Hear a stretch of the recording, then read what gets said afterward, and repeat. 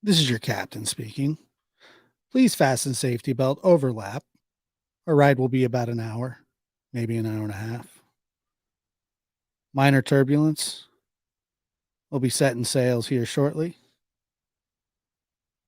Not about the destination. It's always about the journey.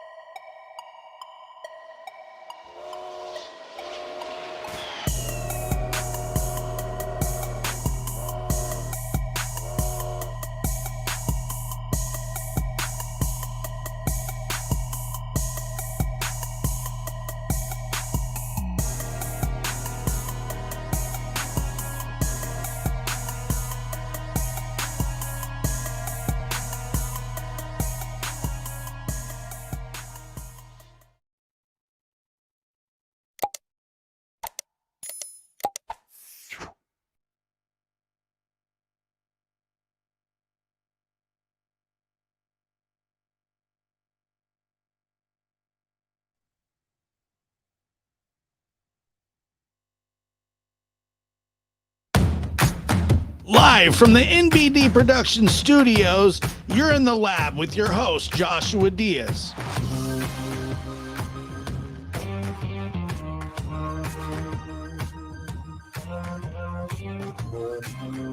Good evening, everybody. How are you on this Tuesday?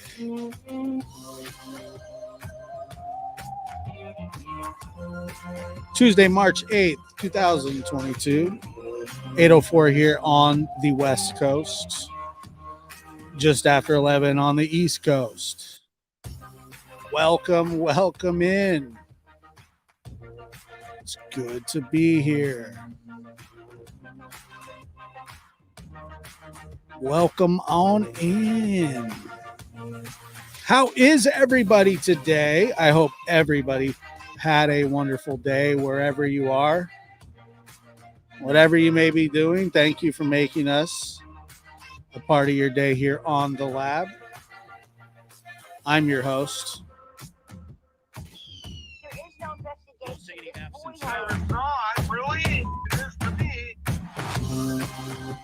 Joshua Diaz. Welcome in, everybody.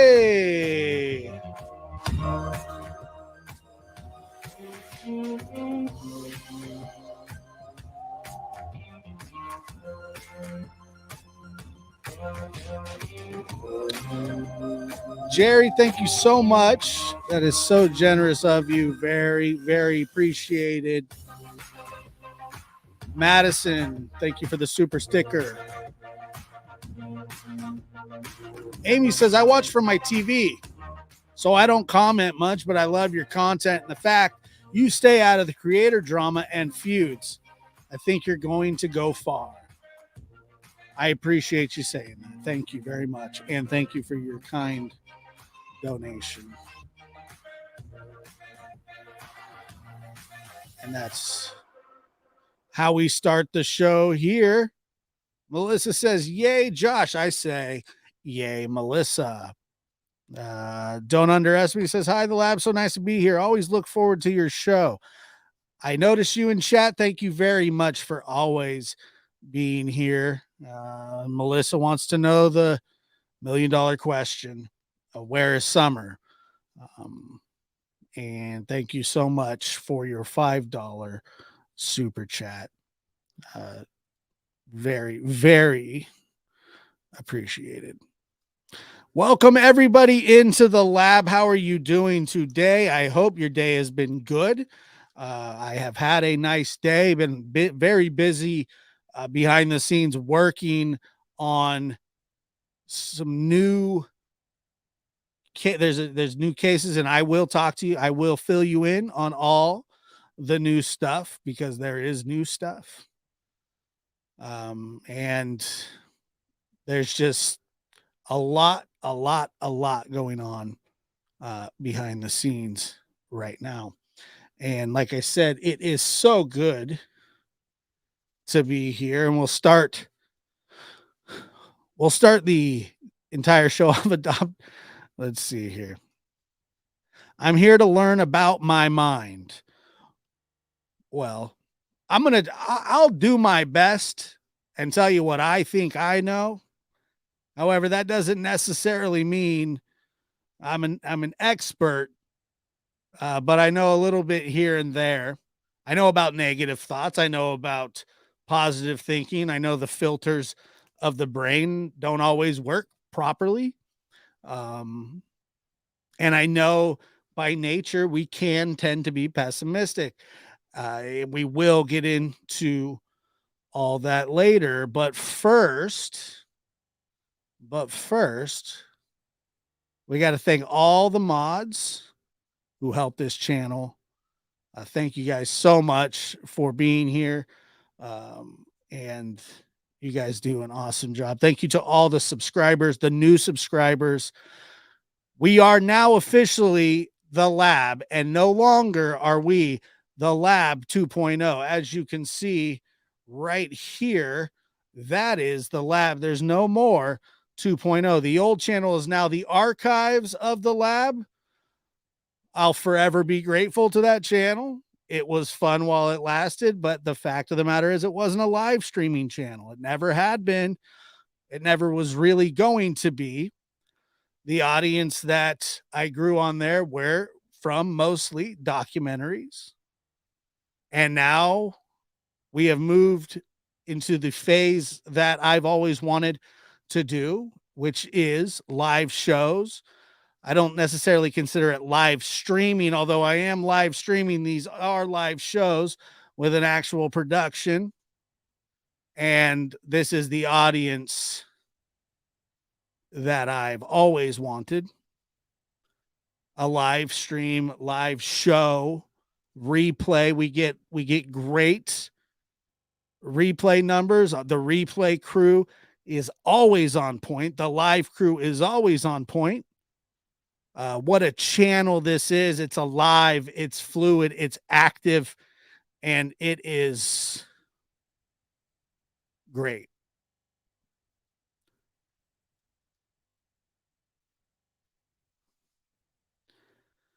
Don't underestimate me says you've always been the lab to me.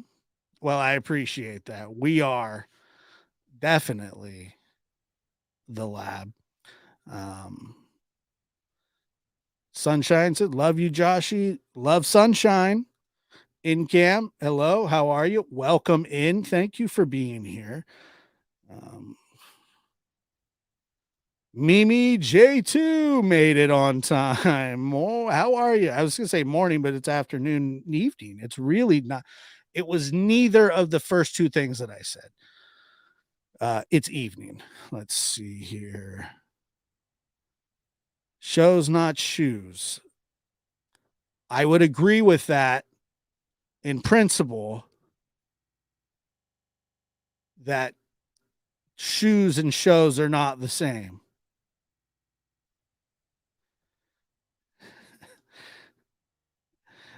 Scared title. Yeah, you don't want to do that. You miss me as a mod, right? I miss you as a mod, right? Yeah, I guess I do. But you've been here quite often, so that's always a good thing, and I appreciate you being here.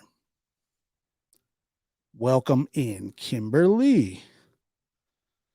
Says, yeah, Josh, congratulations on making your goals and dreams a reality. Happy for you, and I'm glad to be here. Rachel Wolf, appreciate that. Thank you so much.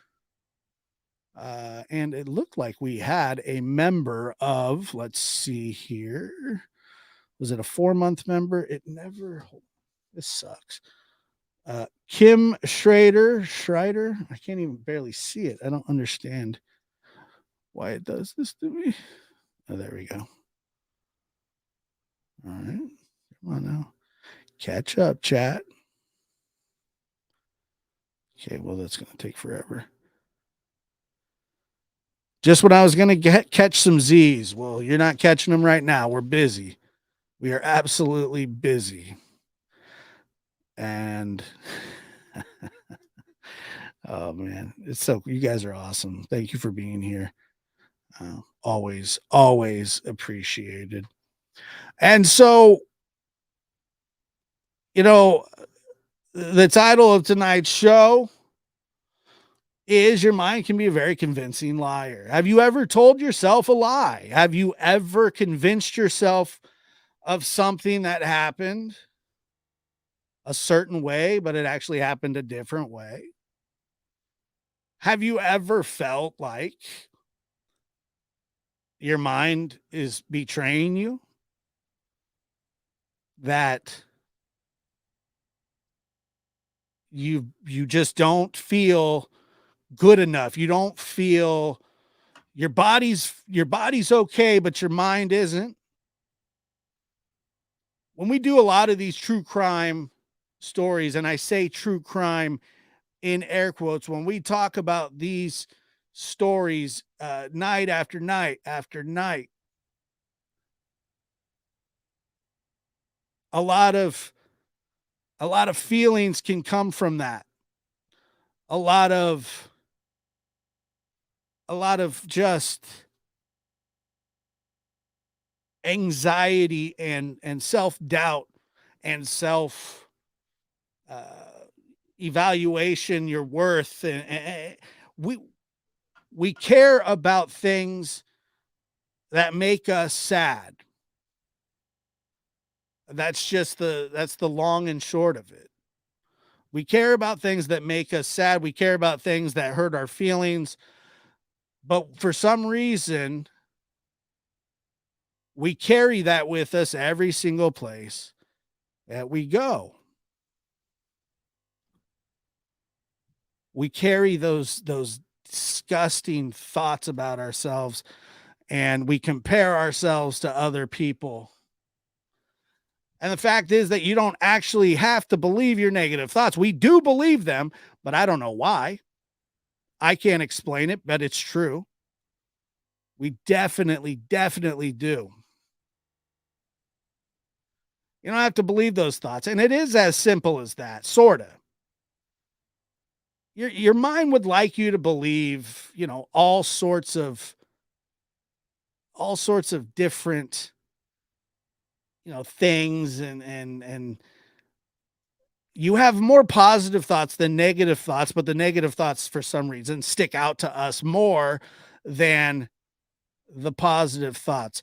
I will not be getting sushi tomorrow um, because I don't like seafood, but I'll get a sandwich with pickles. That's for sure. I certainly will.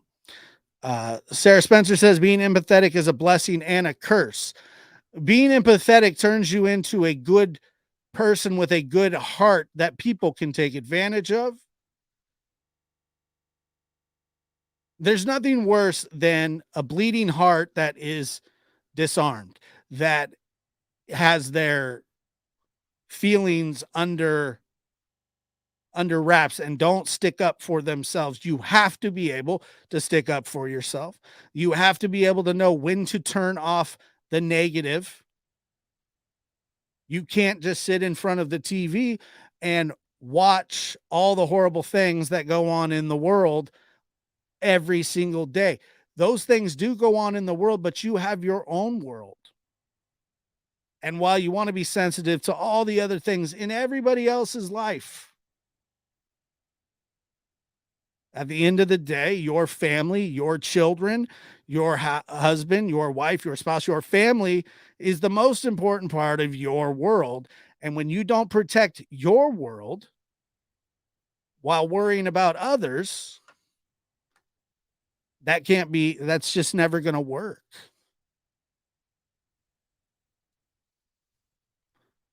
That's never a good thing. That's never a positive sign.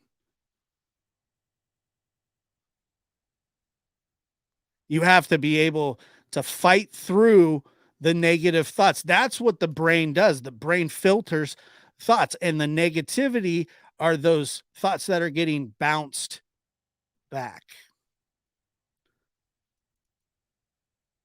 I have a dog that is the nosiest dog I've ever met in my life.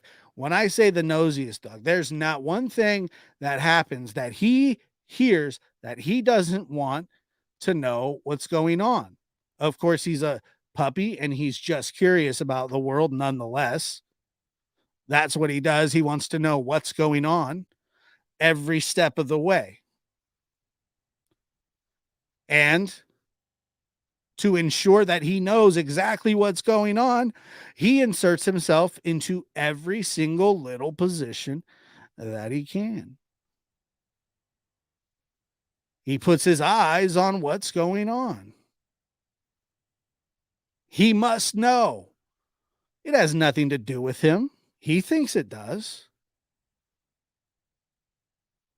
Everybody has the fear of missing out. What's going on today? What did I miss? I could tell you that if your phone didn't ring directly from somebody in your life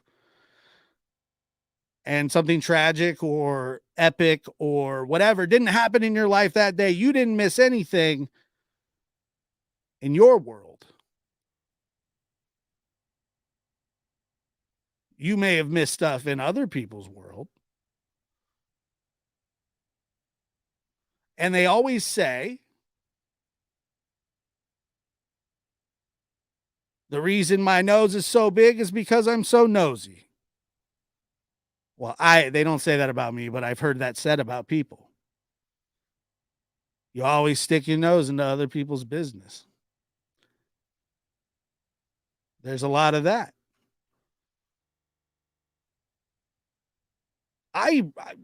My business, the stuff that I can barely handle on my own, my thoughts and emotions and fears and everything that makes us human, that's balled up into who we are, has a way of affecting us on a daily basis. And when we talk about missing children, when we talk about missing people, when we talk about crimes that most of us will never understand because there's nothing to understand about them, our thoughts and our interactions with our own families become affected. They become affected. It affects our mood. It affects. I can't tell you how many times somebody says, I heard what happened and I lost my appetite. Or how did I end up here? Or why do I care about this? Why do I care about that? Well, I don't know. It's a good question. Why do we care about the things that we care about? When in fact, all we're trying to do is get by in life, make our lives worth something. Existentialism is a dangerous, dangerous game to play because it could make you think that life in general has no meaning. And when in fact it has every meaning, the only meaning of life is what you want your life to mean. It's true that we all live and we all die. But what about the future? What about the children? What about our legacies?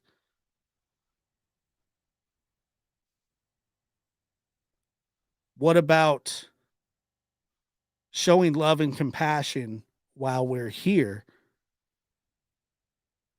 without getting taken advantage of, without letting people degrade us, without letting people tell us that we're not worth anything? I could tell you when I was a young child, when my mother was tragically taken from me. I had almost no use in this world. I was weak and little. I didn't know anything. And as the time went by and I started to grow and my mind strengthened and my body strengthened, and I remember thinking, I don't ever want to be a helpless little kid like that ever again because I know what it's like. I want to be big and strong and dominant and and assert myself to the world in a compassionate way. I wanted to make sure that people who are scared don't need to be scared. The people that run your life for you is you. That's it. At the end of the day, you're left with all your thoughts, with all your emotions. You go to bed with it on your own.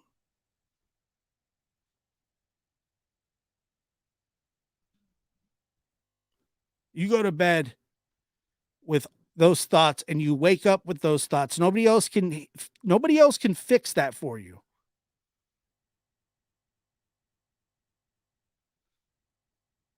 Therapy helps. Talking about things help.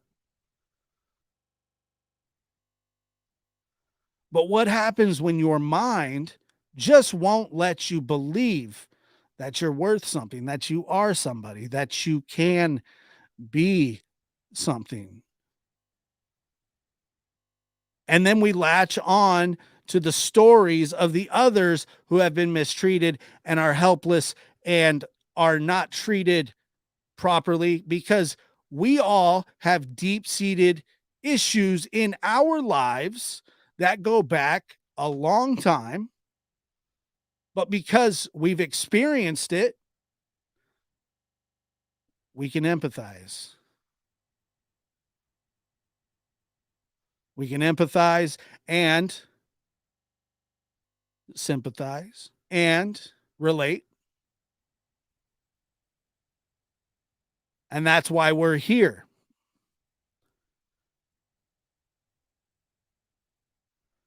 The tearing down is the hard part.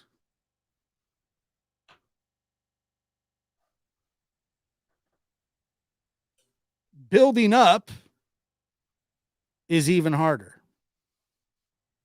Because once you take something from somebody, and I'm telling you, there are people out there that deserve to be exposed for the rotten things that they do.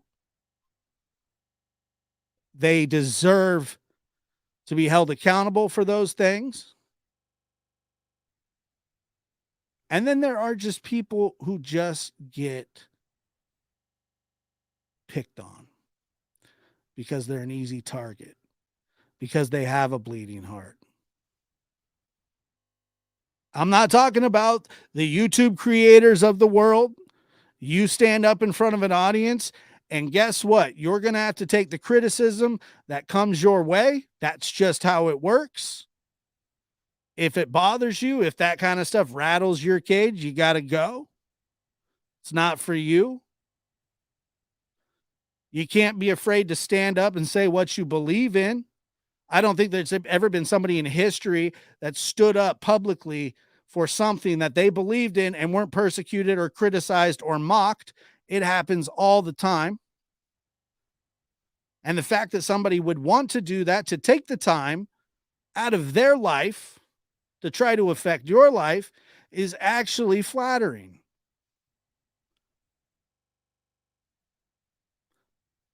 It's a compliment. There's nothing wrong. I mean, you know, but yet it affects us.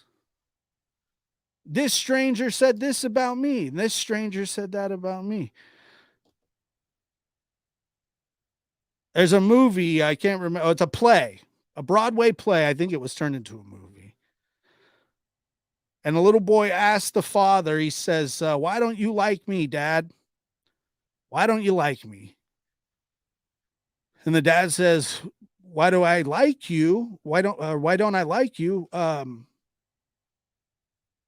You shouldn't worry about going around in life worrying about people liking you. You should go around worrying about people doing right by you. And I think that really just explains everything.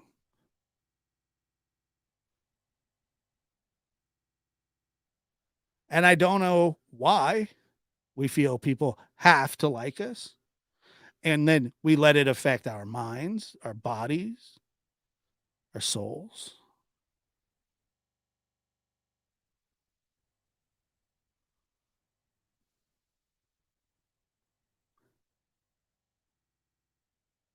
I think the more we try to not care about what people say, the harder it is. It's like one of those things. It's whatever you fight makes you stronger, and whatever you resist persists.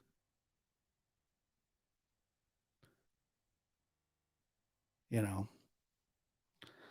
that's kind of how I've always felt. You know, if you fight something off, you become stronger. And if you resist it and avoid it, it definitely persists. Kim Kurtz says, what's your point? Kind of talking in circles. My point is, your mind is a very convincing liar. And my point is all about not caring what people think. And you've proven my point. I'm not doing anything here other than talking about my advice to you or whatever it is you call it, whatever you want to call it.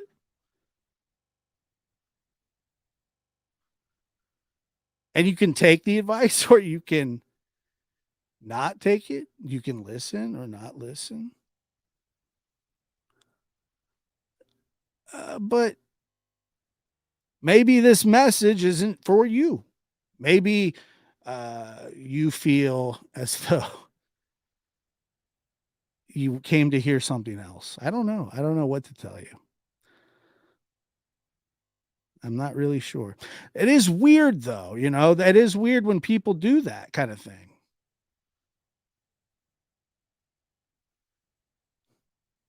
It is odd. You know, and I'm talking about somebody not affecting the way that I talk or think or the message that I'm putting out there. And then you have somebody who wants to know what my point is. What's your point? You're kind of talking in circles. Well, if you mean by talking in circles, talking about things that are related to a certain pinpointed idea, yeah, it's that and then everything else on the outside of it.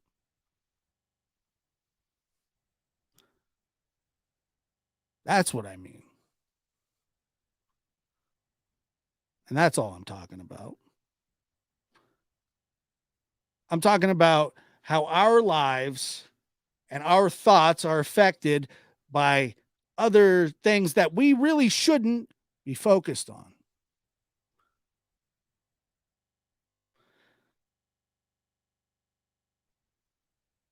It's really as simple as that. I mean, uh, your mind would want you to believe all the negative thoughts, you know, that you have, but one of the ways, you know, the truth is in your mind. And but that's just one part of you, your mind. You have your physical body, your heart, which is your emotions, and the spiritual aspect. You have a spiritual aspect. We all do. We all have a spiritual aspect. And when we think about the things that we talk about on a nightly basis, it can take us to a very negative place. It's just a very negative subject day after day.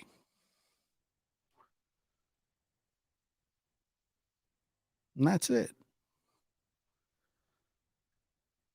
That's it. I can feel myself as well sometimes becoming affected. I can't tell you how many people will reach out to you after a major break in a case and say, I'm not cut out for this.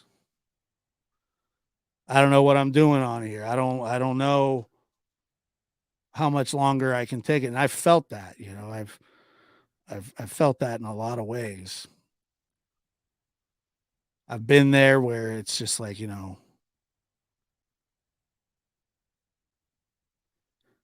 is it worth it?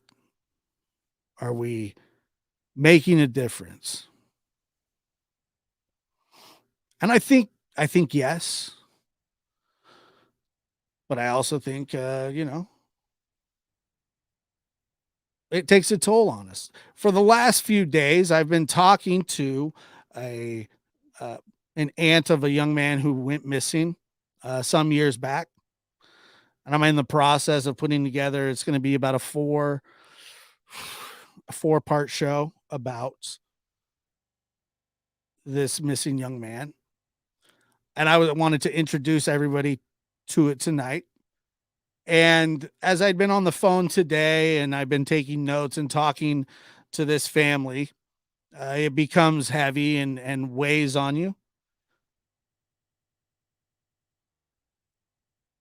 And when I reached out to them, they were more than ecstatic to hear from me. They wanted to know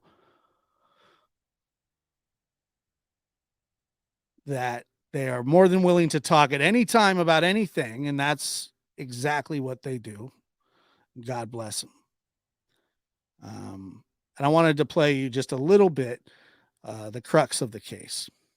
Daniel Reeves was a 25-year-old with a long-term girlfriend and a young child when he mysteriously vanished from Madison, Indiana, in the early morning hours of May 4th, 2008. Described by his family as being shy but happy, Daniel loved computers and had been attending Indiana University Southeast in New Albany, Indiana, as recently as the fall semester of 2007. His family stated that he may have suffered from anxiety, but they did not believe he was depressed or angry. And to their knowledge, his life seemed to be, quote, in perfect order. The night before he disappeared, May 3rd, 2008, Daniel was hanging out with his girlfriend of 7 years, Sarah Schaefer, at her house on East Schaefer Road in Jefferson County, Indiana. They watched TV until Sarah fell asleep. By her account, around 2 a.m. on May 4th, 2008, Sarah awoke around 4 a.m. to text messages from Daniel that said, quote, "I love you." He was no longer at her house, and his car was also gone. Sarah called him back, but he didn't answer. His text message was the last time anyone heard from Daniel. At the time of his disappearance, Daniel was 5'11", tall, clean shaven, with dark brown hair and blue eyes. He was last seen wearing long denim or khaki shorts, a blue or white t-shirt covered by a button-down shirt, tan suede shoes, and a black faux leather jacket. Daniel's parents reported him missing to the police when he didn't return from Sarah's home. Law enforcement opened an investigation and got what seemed like a break in the case when they located Daniel's car nearly a week later on May 10th, 2008. The gold 1999 Chrysler Sebring had been abandoned along Green Hills Drive in Madison, Indiana, almost a half hour away from Sarah's home. Reports state that it had been parked there since around 11 p.m. on May 3rd, 2008, which contradicts Sarah's statement that she was awake and with Daniel until 2 a.m. on May 4th. If she and Daniel watched TV until 2 a.m., how did his car get to Green Hills Drive at 11 p.m. the night before? Is it merely a faulty memory of the timeline? Or could the discrepancy hold the key to unlocking the answers in this unsolved case? Even after finding Daniel's car, police and family members are baffled by his disappearance. Processing the vehicle didn't turn up any clues as to where Daniel might have gone or why the car was there to begin with.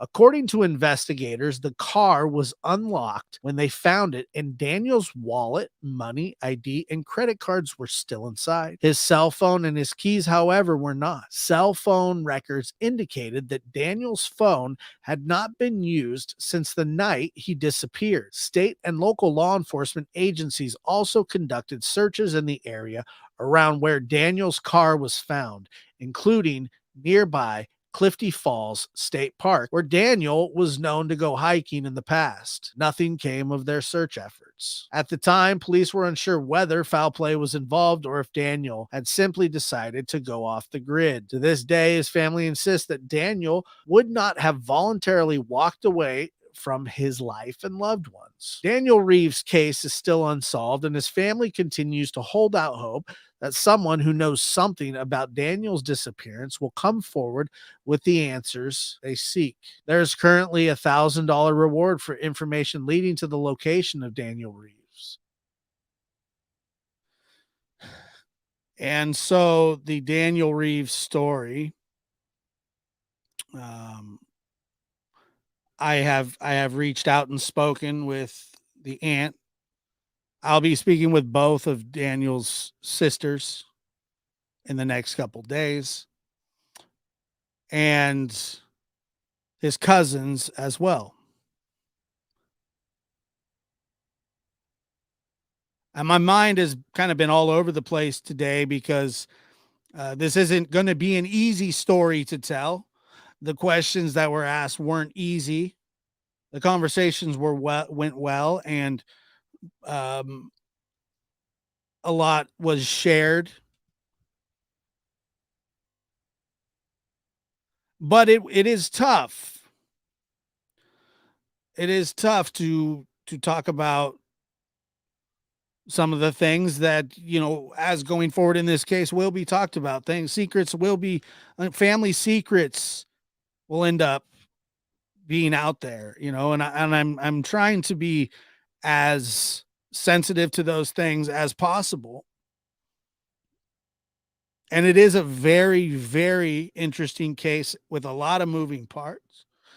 I've seeked counsel on this, and how I'm going to approach it. Um, it will be, I know that there are answers out there because just from today, just from the conversations that I've had with several people, this case has some stuff. Yeah. What the family told me is that they wanted answers, and they want to tell the story. They want answers. And I don't know what those answers are. I don't know. There was never an official suspect named, and we will get into it. We will get into it. There's never been an official suspect name, but there are a lot of moving parts and a lot of missing pieces.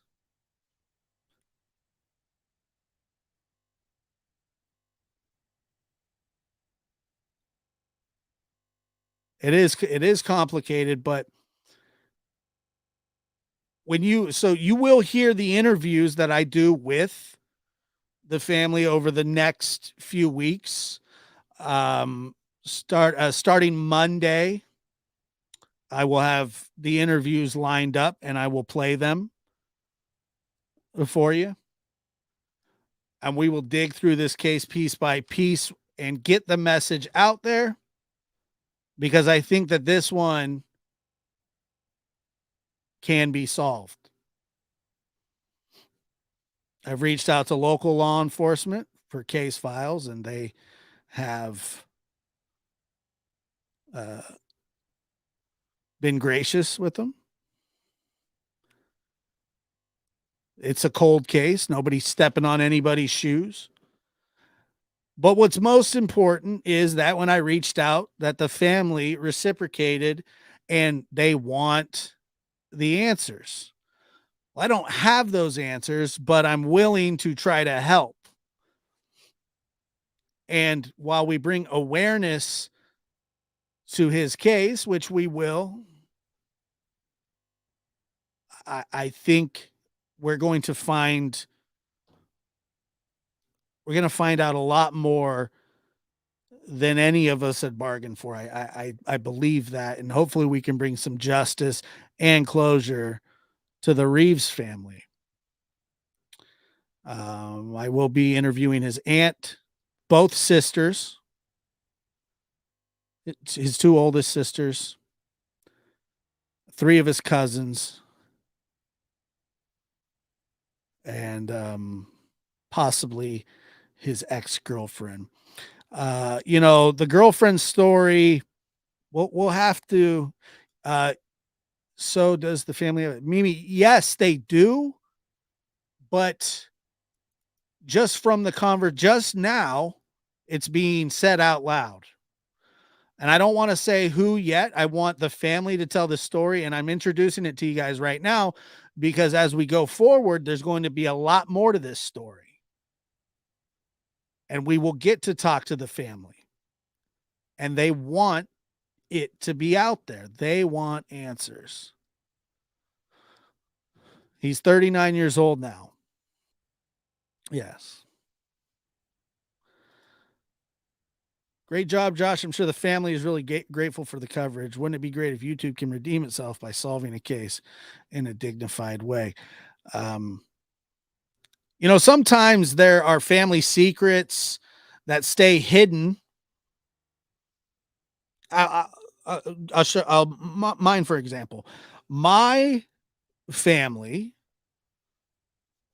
held a lot of secrets when it came to the relationship of my father and mother and how it wasn't a very good relationship. And they didn't want people to, so, the brothers and sisters kind of all held back. And I'm telling you that if more people may have been aware of the situation, maybe something could have been done more about. I don't know. But just even as of today, the conversation that I had was a difficult conversation. But it was a necessary conversation, and the way that it ended was one with a happy tune. With a happy tune. And I'm excited to be working on this. I'll be talking to the sister tomorrow, and then starting Monday of next week, we'll have at least a 3-part series on this, if not 4, with multiple interviews with multiple family members of Daniel. They are so willing to sit down and talk about this from scratch. So I think that we are going to unearth some things about Daniel and his disappearance that maybe never really wanted to be said. I've been told that most of the people that I've talked to or that I will be talking to haven't talked much to law enforcement because, well, I'm not really sure why. I'm not really sure why, but I do hope that maybe some of the stuff that we're doing here that can be turned over to law enforcement. And that way we can get it all out there with exposure. And I am very, very excited and grateful to be able to offer some assistance to these families. Uh, I was myself, I started the show talking about how your mind is a convincing liar. And I would always tell myself, this isn't what you want to do. This isn't what you want to do. This isn't what you want to do. But then when I speak to somebody and they're just so desperate for anybody with any kind of platform to listen to them, and they're out there,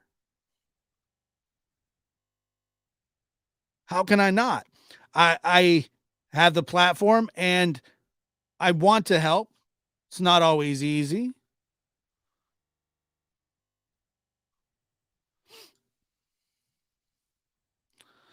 Why is he endangered missing? Well, because of the circumstances he went missing, he is considered an endangered person. He's considered an endangered person.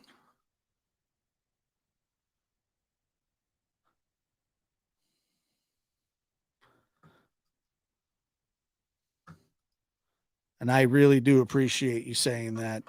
Um, yeah, it has become an so I've been digging around this case for probably 3 or 4 weeks now, and as soon as I got a hold of the aunt, it kind of spread like wildfire amongst their family. Somebody's digging into Daniel's case. Um, I was just contacted. Do you guys want to talk to him? And immediately they all said yes. Every one of them. There's not one family member not willing to talk, including Daniel's mother. And I will be speaking with Daniel's mother. Daniel's father is deceased. He died in 2006. And we will cover all that as well.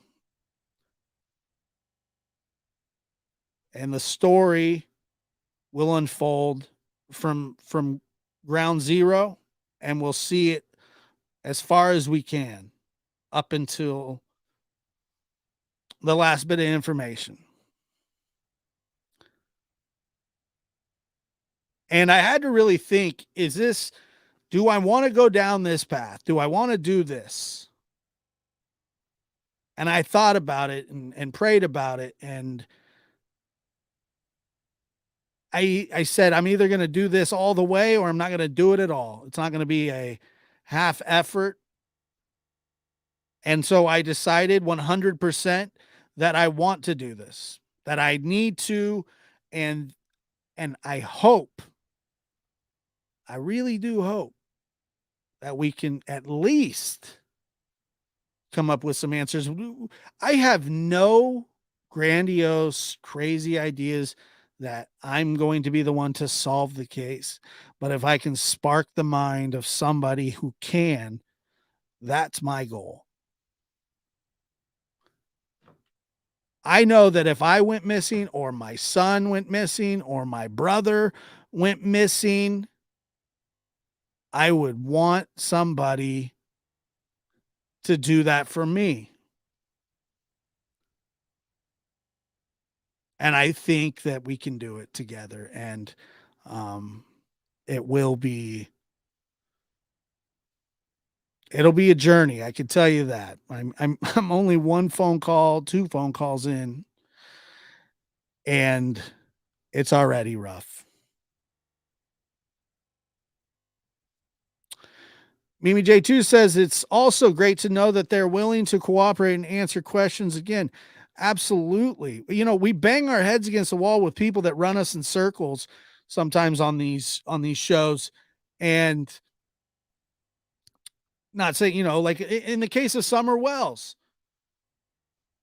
Candace doesn't want to talk to me. Candace doesn't want me looking, but that doesn't mean I'm not going to rattle her cage and bring as much exposure as I can. Uh, Michael Vaughn's mother, Brandy Neal, all she wants is help. That's all she wants. And so we're going to bring her help. We're going to do everything we can by getting exposure. We don't have, look, we don't have to get so involved that we're stepping over police lines. But the thing is, the exposure is what is important. And you want to be able to know that you can come to a certain channel or a show where you're going to get information on multiple different fronts. And that's really what I want to do.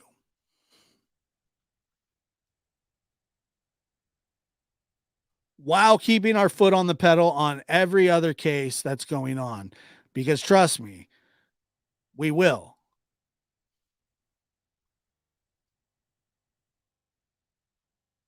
We definitely will. And I've been more rejuvenated than ever now in the case of the West Boys. It brought me new hope for Summer's case, and it brings me new hope for this case and Michael Vaughn's case.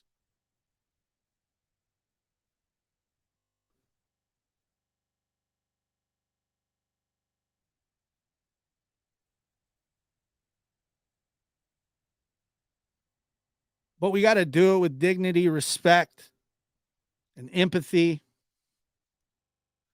I'll tell you right now, if anybody gets involved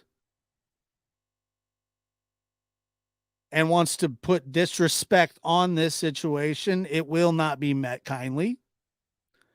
I've already spoken to the family about this. We've had that conversation.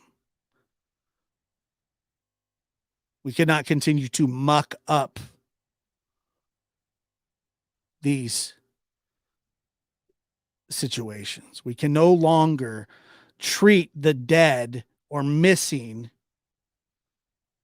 with such disrespect as to where it turns into about us instead of them.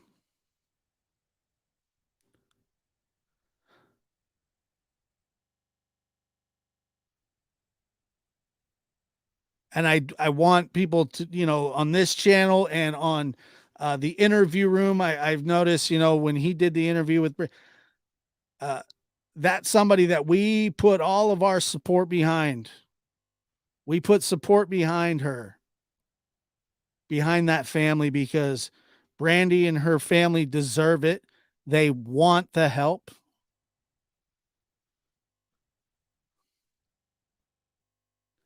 And I don't want anybody turning it into a 3-ring circus.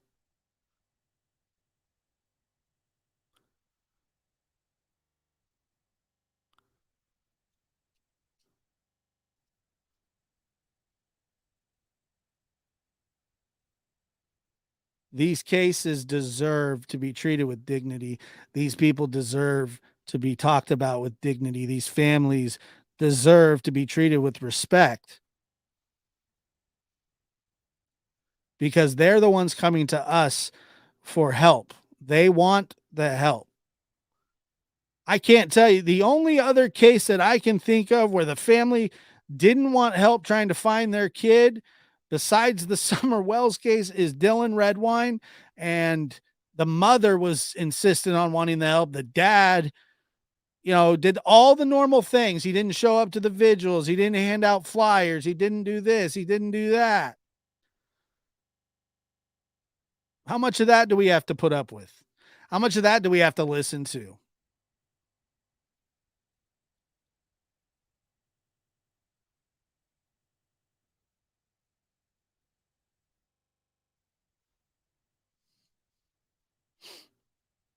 We need to help the ones that want the help. Summer's case is something that I've never seen before or probably will ever see again. I remember Chris said that, in this 40 years of being around this stuff, he's never seen anything like it.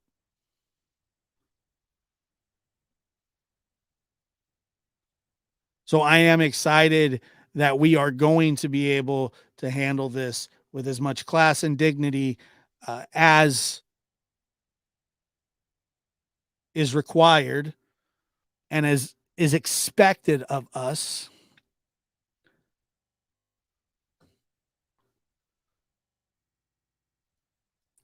Yeah, and look where Dylan's dad is now. Exactly right.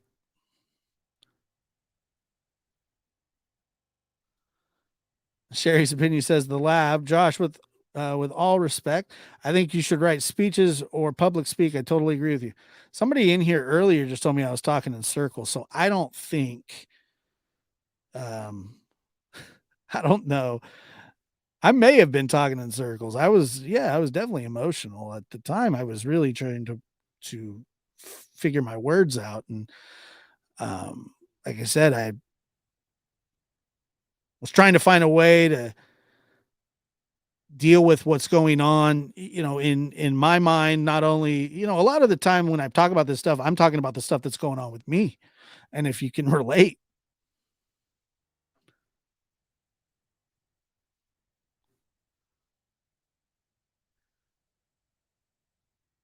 And sometimes I have a history of ranting. There's no question about that. I won't deny that for a second. I've ranted before. It wouldn't be it I wouldn't put it past me to rant.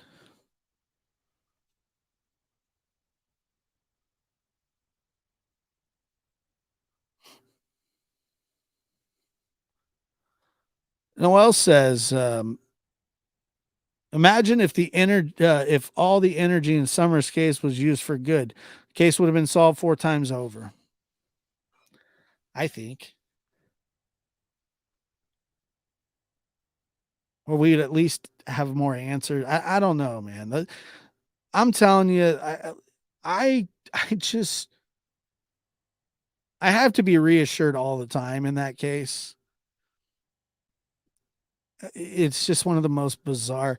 The 3 children that went missing in Tennessee, they found when kids go missing, most of them get found fast.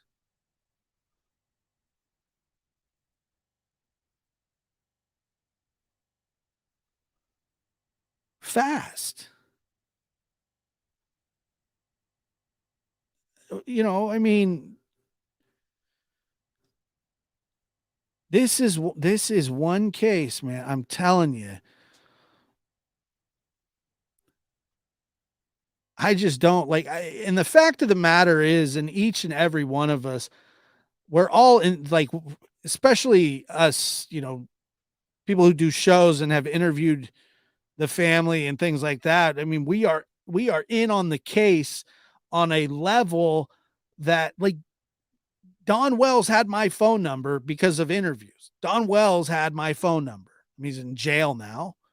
And sometimes my phone would start ringing and it would be Don Wells. And I'm going, what the hell is Don Wells calling me for? I have no reason to talk to him.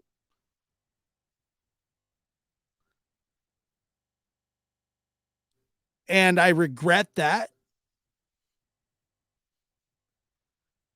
I regret a lot of that. Not really somebody that I want to talk to.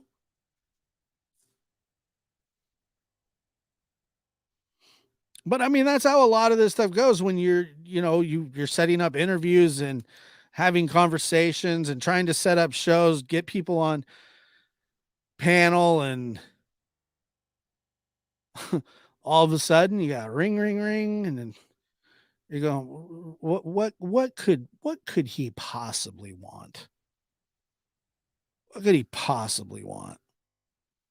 And then if you don't answer, you get an angry text message. How close? That case will forever, when it is solved, and I do believe it will be. I hope we never ever see a case like that again, because I can't do that. I can't do it. It was frustrating. It's frustrating because when that's happening, you feel like you're talking to somebody who's just lying to you. That's how I felt all the time when I would speak with him. I felt like he was just lying to me. He'd come up with these, insane theories. And I said, "Look, man, if you're gonna have these theories, you're gonna have to go talk to TBI or the FBI. I can't help you here, man." And I never really felt that good about saying that. But anybody that would listen, misery loves company. Oh, I'm at work. I just called you at work, and I'm going, why, dude? Don't do that.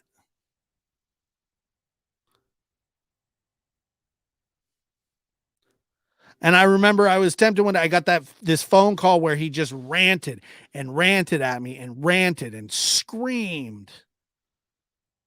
And it was nuts.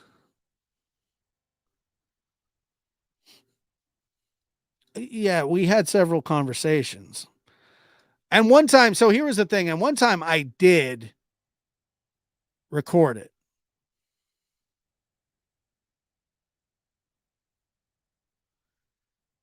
because, and I told him I recorded it.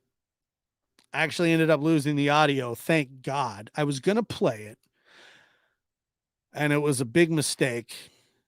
And I regret ever even doing that. I would never, I'm not a phone call player. Like, unless somebody knows that I'm going to do it, I would never, even for somebody like him, unless he said, like, hey, he gave me some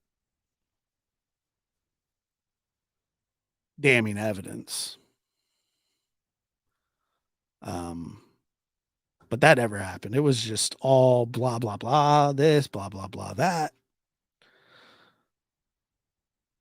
And I always felt like the person that was on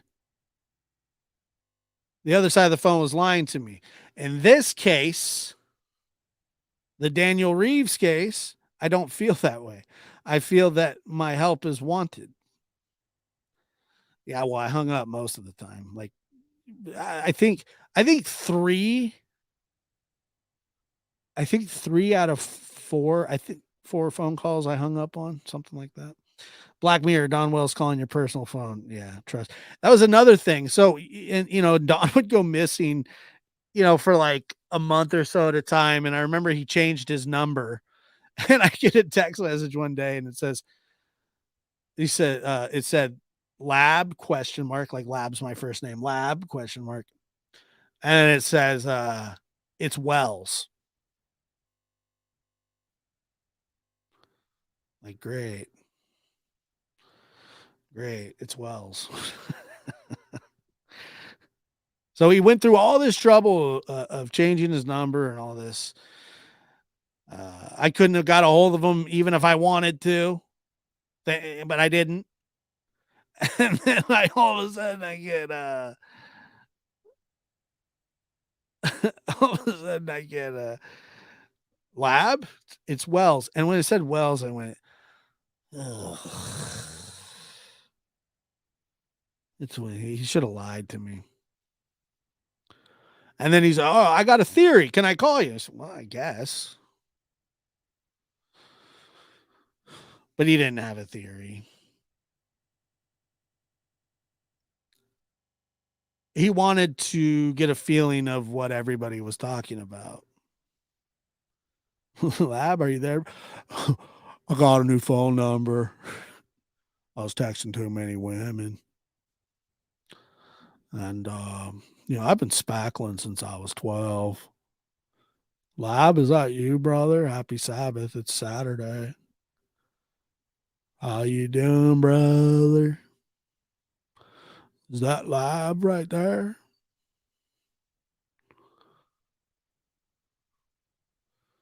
He had a speculation, no doubt about it. How you doing, brother? Let's go, Brandon. What's going on? Let's go, Brandon. Somebody gave me a sign that said that the other day. I had no idea what it was, and now I know what it means. No, we don't cuss on this show. You know that. Don't say any F's and stuff. Oh. You know we don't cuss on this show, right? I mean, that's just wants attention. He may want attention, but Trixie, but he not only did he want attention, he wanted to kind of feel out what was going on. That was his thing, you know. And those conversations, I just hated them because I knew that I was not going to get the truth out of what the conversation that was going on. I knew that I wasn't going to get the truth from him. And then I had different phone conversations, like I said today, and several others, where I felt like, wow, this person actually cares, and it's so much easier talking about cases where people actually care. Don't say any F's and stuff. Oh, that's true.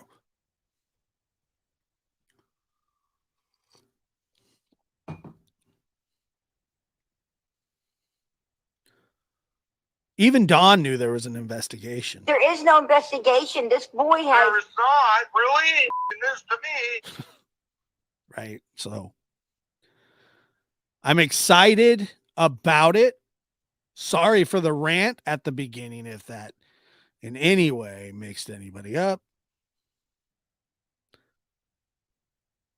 Look, there's still flares. I just haven't. It's been a while. I haven't hit a flare in a while. Oh, flare me up. You talk to him very professionally, though. Hey, a couple, yeah, yeah. I think I did. Not only do I feel, like I can help, I feel like my help is wanted. What I do best is talk to people, ask them questions. I've always been good at that, interviewing people, just, getting a story out there. That's always been my strong point.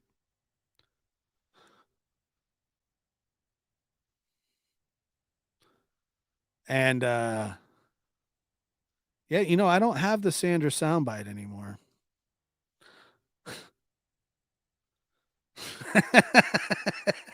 Yeah, little McFluff. I was doing this long before McFluff entered my vision, but he's definitely helped me learn a lot along the way. Future replay crew checking in. Salute to you, my friend. Like I said, I'm working on a documentary right now. I've been working on it for close to a year and a half. About Karen Mitchell and the disappearance of Karen Mitchell in my hometown. So, like I said, this isn't the first time that I've taken on these endeavors, and you kind of, from a journalistic standpoint, and that's kind of what I think of myself as, is somewhat journalistic without, many credentials or anything. I try to treat it as professionally as I can. I do like to entertain. I like to tell stories, and I like to laugh. But at the same time, I like to help too. So that's always the goal here. It always has been. And, I truly, truly hope that we can make a difference while supporting each other in a community.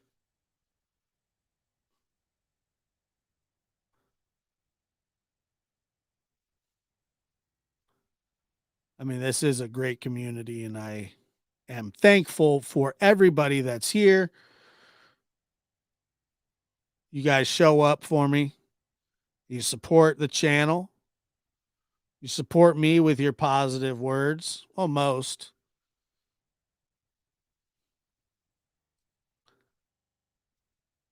but I do have the best chat on YouTube and the best mods on YouTube.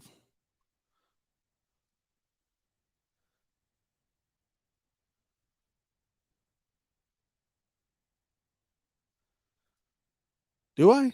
WNBC. Welcome, WNBC.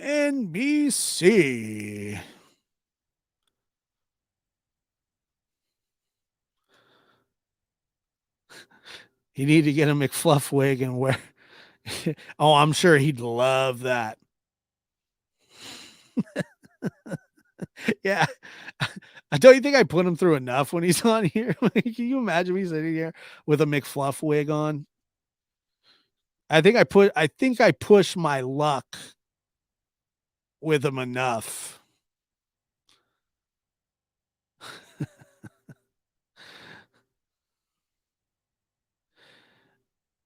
No, I'm not. My hair's under my hat. I can't. And I love you guys, and this channel is amazing. This channel's our channel, by the way. You know, it's just I just sit up here and sometimes talk in circles.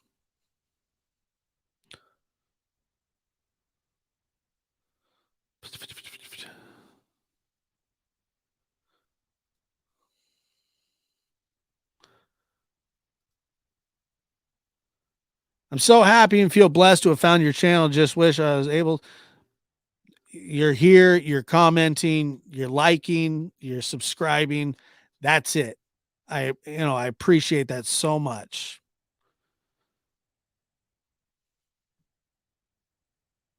Appreciate that so much. WNBC. WNBC.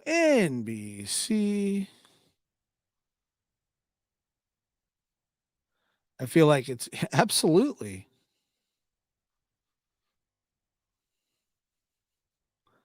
It was really fun. Yeah.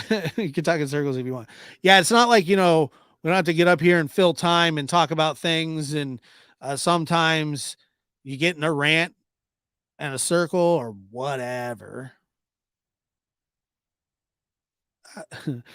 I was doing this the other day. My son was laughing at it, but he goes, I got hairy legs.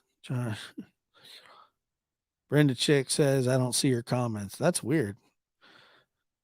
You're right. I don't see your comment, but I saw it.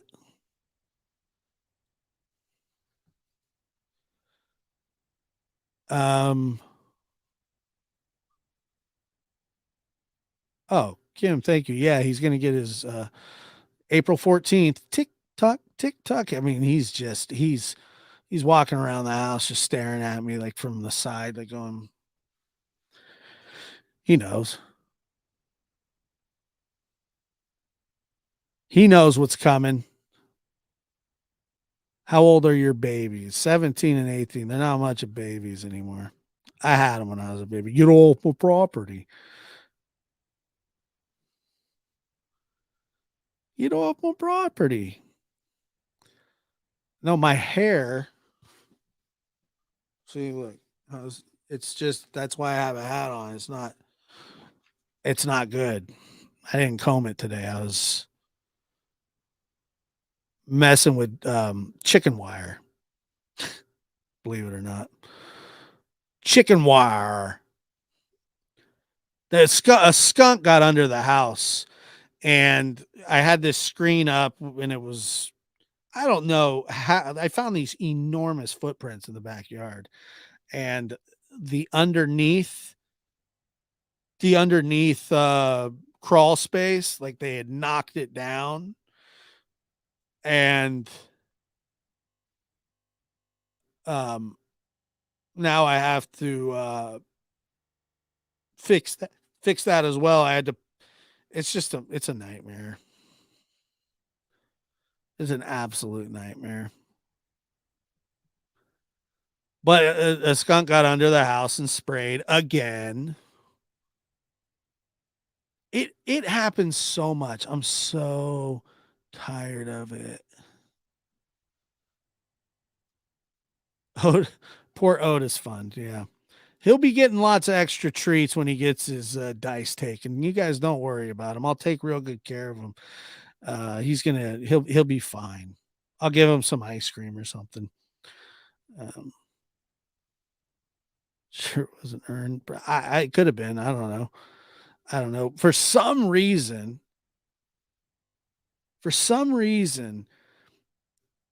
because I live in a green belt, we have just an inordinate amount of skunks, and they run from, like, they use the sewers as kind of freeways, what they do. And I remember the other day I saw one big skunk running along the side of the road from one gutter or gutter drain to the next, and right behind it there were like 5 little skunks.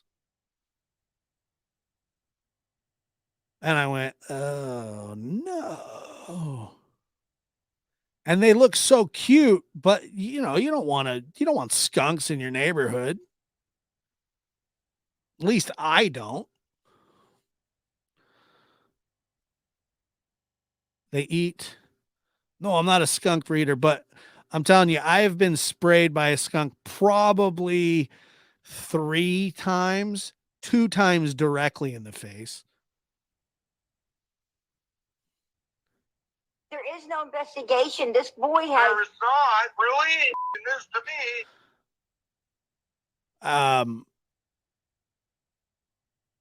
me.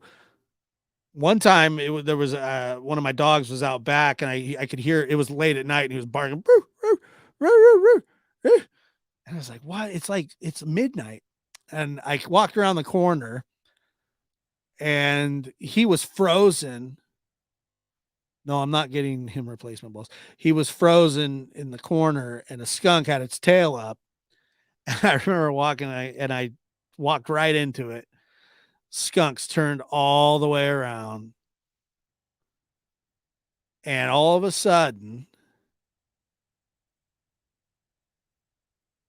bam. And they spray a really, really long way. Skunks do. I don't know if you've ever seen it. It's like a 20-foot, 10 to 20-foot spray. I mean, it got in my eyes, and it was just terrible. And here's the worst part. When that thing turned to me and shot me with the skunk, the dog took off in the house. He used me. He took off in the house, and I'm sitting there like on my knees. And then when the skunk sprayed, it took off too. Everybody took off except for me. The only person that wasn't going anywhere was me. Jack was gone. Skunk was gone. Joshy on his knees, both hands over his eyes, gagging.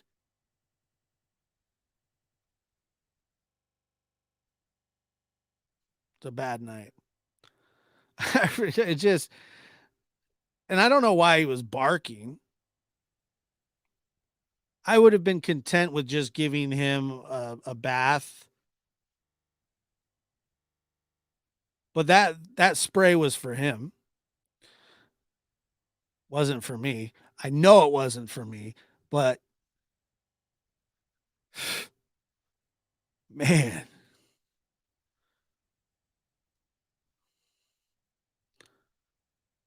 I love the smell of skunk, but I don't know about me. Well, I don't know about you either.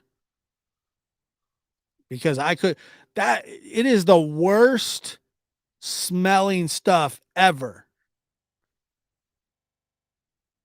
It smells like hot onions that burn your eyes. I used vinegar and tomato paste, which, by the way, doesn't smell that much better than skunk when you're using it. So you got this disgusting vinegar tomato, and I hate tomatoes. In a big way, I hate tomatoes. So it was bad, man. And honestly, it probably took a good 4 to 5 days to get rid of the smell just in general around the house. Yeah, it worked. It sucked. I hated it. It was horrible. Get some de-skunk. Yeah.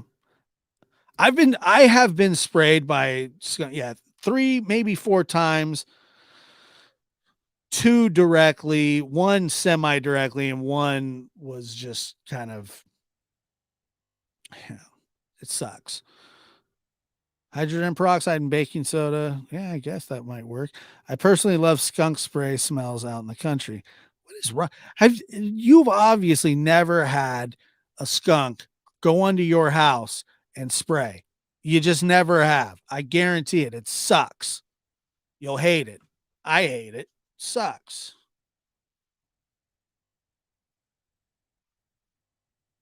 It's even hard to sleep. I have learned I have kind of learned how to deal with it a little better, but it sucks. And now I'm ranting about skunks and talking in circles about skunks. Walk past the air conditioner. Yeah. We've been skunked, get in the tub, tomato juice. Yeah, I mean, it works. Set rat traps. Tree.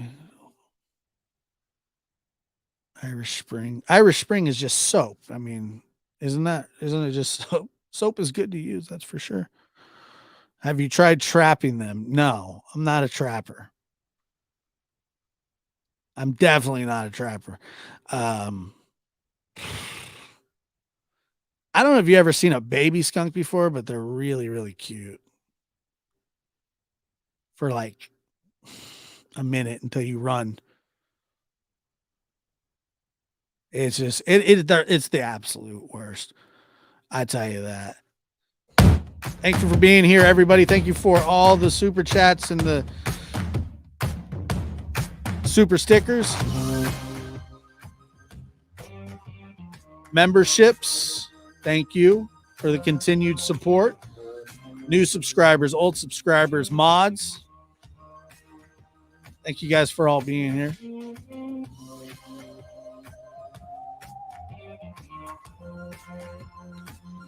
You guys are awesome. Let me know where you're at on your way out. Where are you from?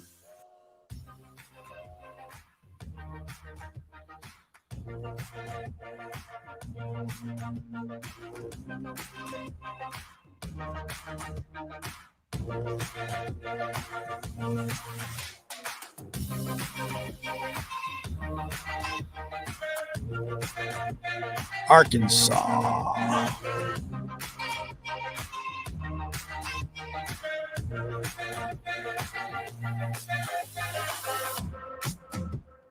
Another story. Don't say any F's and There stuff. is no investigation. This boy has. There is not, really.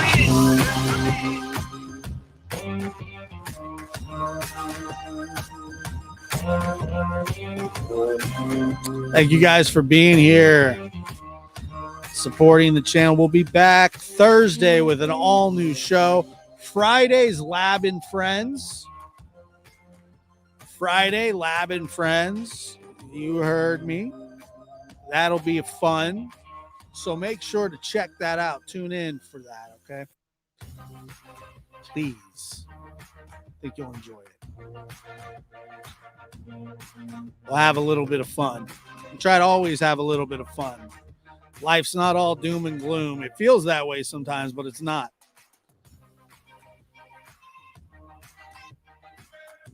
Appreciate you guys.